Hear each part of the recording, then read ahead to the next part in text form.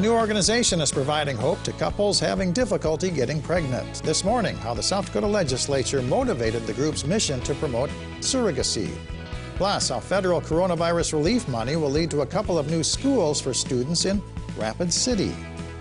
Good morning. This is KELOLAND on the go with all you need to know in news and weather as you start your Sunday. We also have your boredom busters coming up, but first, our top story. We have another mass shooting to tell you about.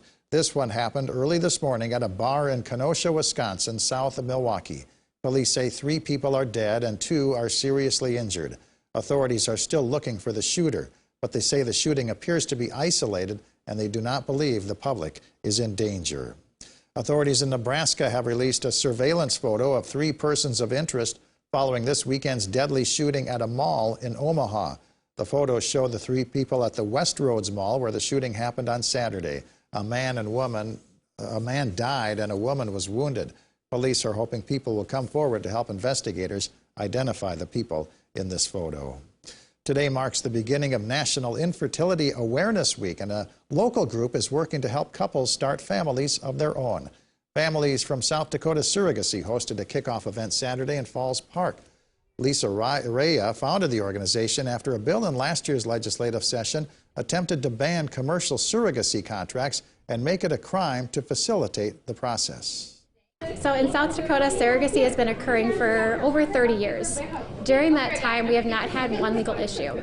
People have gone through surrogacy just through kind of word of mouth. They talk to people, they talk to the clinic, and they talk to the reproductive attorneys. There really was no support for people going through it. There were no laws, no nonprofit organizations. We didn't even have an agency. So it was kind of the blind leading the blind for people for the longest time, unless you went outside of South Dakota in order to receive those support and resources. Rhea's own son was born through a surrogate. Rapid City area schools are planning to use their stimulus money to get their students into new buildings. Robbinsdale Elementary and South Middle School are a couple of the district's oldest schools. Robbinsdale will close when a new school near Parkview Drive opens in the fall of 2024. South Middle School will be replaced in the same location in the fall of 2023. We are pretty excited that we're going to be able to build those new buildings, and it will make a big difference for our students. 20% of the stimulus money has to go toward learning loss, which would include mental health support and classroom environments. Let's get our first look at the forecast now with meteorologist Adam Root in the Storm Center. Good morning, Adam. Good morning, Perry, and good morning, everybody. We're off to a great start to the day across the board with a decent amount of sunshine and seasonable temperatures out there. 41 as we take a look downtown with a west wind at 9 miles per hour. So, yes, technically there is a wind chill. It feels like we're in the low to mid 30s, at least in that part of KELOLAND. We are seeing wind chills in the 20s elsewhere, where we have a bit of a stronger breeze in place and temperatures closer to the mid-30s, like in Pierre, for example, at 34.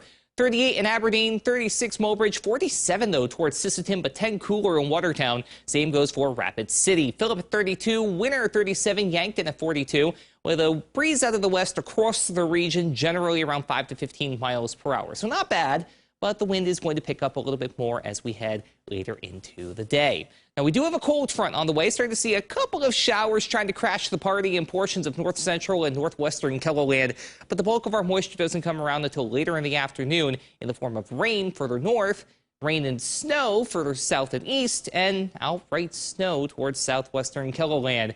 We have a messy start to the extended outlook and the work and school week for that matter, but there is better weather to talk about. We'll break down all the details coming up. All right, thank you very much, Adam. Well, we've already seen how wildfires have closed roads and forced evacuations in western KELOLAND, and we're not even into the busy time of year for fires. Crews are on high alert with the prospects for a dry spring turning into an even drier summer. On tonight's Eye on KELOLAND, we'll look into what the peak fire season could bring for the Black Hills. Be sure to watch tonight at 10. VFW Post 628 is serving an all-you-can-eat pancake breakfast. Serving time is from 8:30 to noon at the South Dakota Military Heritage Alliance on West Russell Street. The cost is $6 for adults, $2 for children. The Racin', Ranchin' and Ropin' Extravaganza wraps up today at the WH Line Fairgrounds. The team roping event gets underway at noon. Storyland, a trip through childhood favorites, is an interactive exhibit at the Washington Pavilion where kids can embark on an imaginative adventure involving the tale of Peter Rabbit, The Snowy Day, and Where's Spot. Storyland is in the Kirby Science Discovery Center. You can also check out the two-story prehistoric adventure climber, plus the Grow It interactive weather and agriculture exhibit at the Kirby Science Discovery Center. Films playing at the Historic State Theater in downtown Sioux Falls include Thelma and Louise, Charade, and Bull Durham. Adam? It'll be a nice morning to get outside if you can, especially the further south you go. But like I said, we do have some cloud cover building in. Not to mention a little bit of moisture north of Eagle Butte and west of Mobridge, but we need any kind of moisture we can get up there, whether it's rain or, yes, even if it's a little bit of snow, too.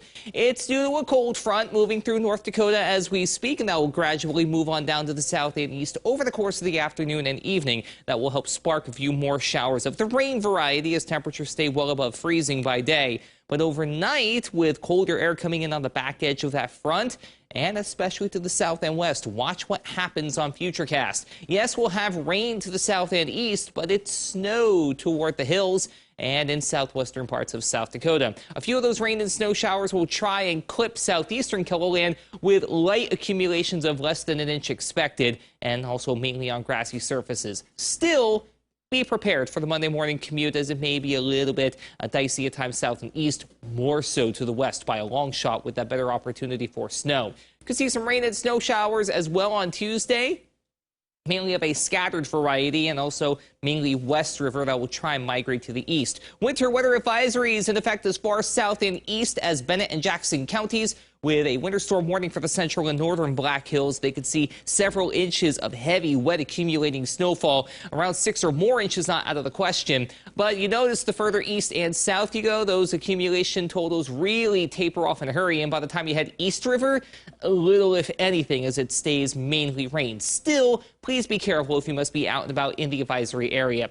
Highs today, though, not bad at all, climbing into the 60s to near 70 in southeastern KELOLAND, including a 68 in Mitchell, 67 in Wagner, 64 towards Sioux Falls. We'll squeak into the 60s from Miller to Canby, but the further north you go on I-29 rather towards Sisseton and west into Aberdeen, we might not be able to get out of the mid-50s. Same rules apply to the west. The further north you go, the more likely you are to stay in the low to mid-50s, but the further south of I-90 you go, the more likely you are to see temperatures climb into the 60s and near 70 degrees, but with increasing cloudiness.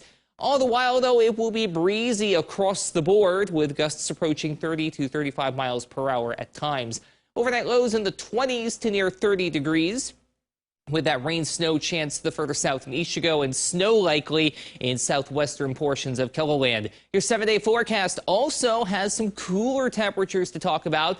40s from Monday through Wednesday. We could see a few rain showers on Tuesday in the Sioux Falls area. Then we warm up quite nicely toward the end of the week and next weekend, for that matter, back into the upper 50s to near 60 degrees.